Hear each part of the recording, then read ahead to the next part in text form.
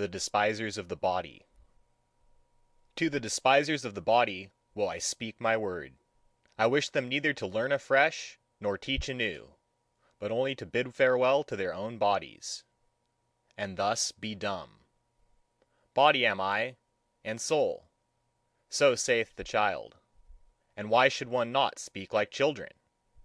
But the awakened one, the knowing one, saith, Body am I entirely, and nothing more, and soul is only the name of something in the body.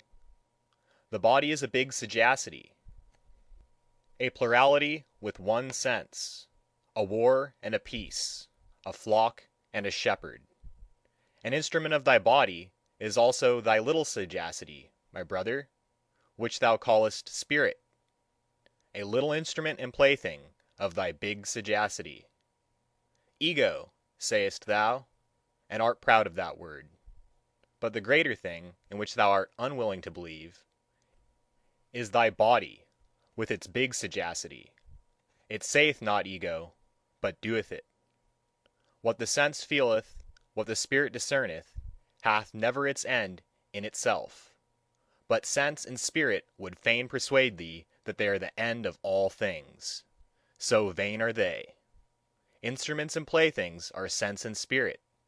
Behind them there is still the self. The self seeketh with the eyes of the senses. It hearkeneth also with the ears of the spirit. Ever hearkeneth the self, and seeketh. It compareth, mastereth, conquereth, and destroyeth. It ruleth, and is also the ego's ruler. Behind thy thoughts and feelings, my brother, there is a mighty lord, an unknown sage. It is called self. It dwelleth in thy body. It is thy body. There is more sagacity in thy body than in thy best wisdom. And who then knoweth why thy body requireth just thy best wisdom? Thyself laugheth at thine ego, and its proud prancings. What are these prancings and flights of thought unto me? It saith to itself. A byway to my purpose. I am the leading string of the ego, and the prompter of its notions. The self saith unto the ego, Feel pain. And thereupon it suffereth, and thinketh how it might put an end thereto. And for that very purpose it is meant to think. The self saith unto the ego, Feel pleasure. Thereupon it rejoiceth, and thinketh how it may ofttimes rejoice. And for that very purpose it is meant to think. To the despisers of the body will I speak a word. That they despise is caused by their esteem. What is it that created esteeming and despising, and worth and will? The creating self created for itself esteeming and despising. It created for itself joy and woe. The creating body created for itself spirit, as a hand to its will. Even in your folly and despising, ye each serve yourself, ye despisers of the body.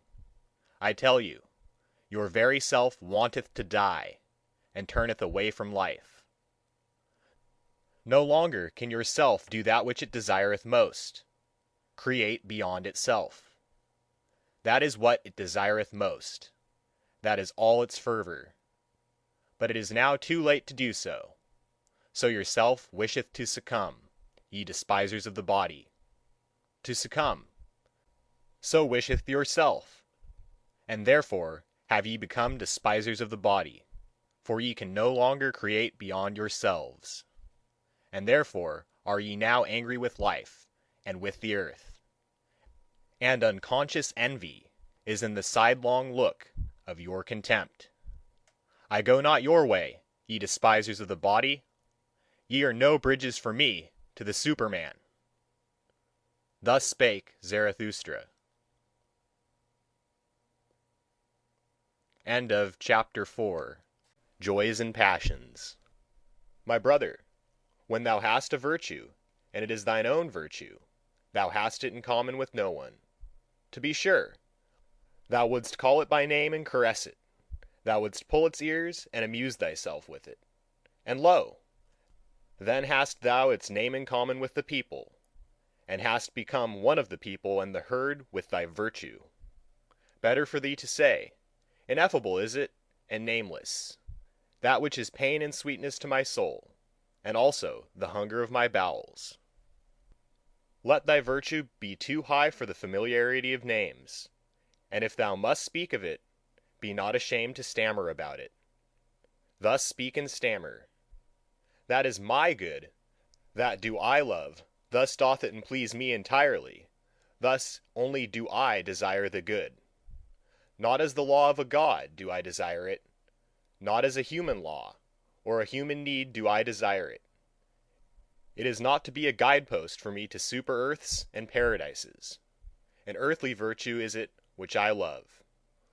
Little prudence is therein, and the least everyday wisdom. But that bird built its nest beside me. Therefore I love and cherish it. Now sitteth it beside me on its golden eggs. Thus shouldst thou stammer, and praise thy virtue. Once hadst thou passions and calledst them evil, but now hast thou only thy virtues.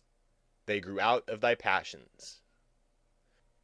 Thou implantedst thy highest aim into the heart of those passions.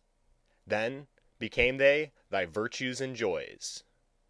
And though thou wert of the race of the hot-tempered, or of the voluptuous, or of the fanatical, or the vindictive, all thy passions in the end became virtues, and all thy devils, angels. Once hadst thou wild dogs in thy cellar, but they changed, at last, into birds and charming songstresses. Out of thy poisons brewedst thou balsam for thyself. Thy cow, affliction, milkedst thou. Now drinketh thou the sweet milk of her udder. And nothing evil groweth in thee any longer, unless it be the evil that groweth out of the conflict of thy virtues. My brother, if thou be fortunate, then wilt thou have one virtue and no more. Thus goest thou easier over the bridge. Illustrious is it to have many virtues, but a hard lot, and many a one hath gone into the wilderness and killed himself, because he was wary of being the battle and battlefield of virtues. My brother, are war and battle evil? Necessary, however, is the evil. Necessary are the envy and the distrust and the backbiting among the virtues. Lo, how each of thy virtues is covetous of the highest place.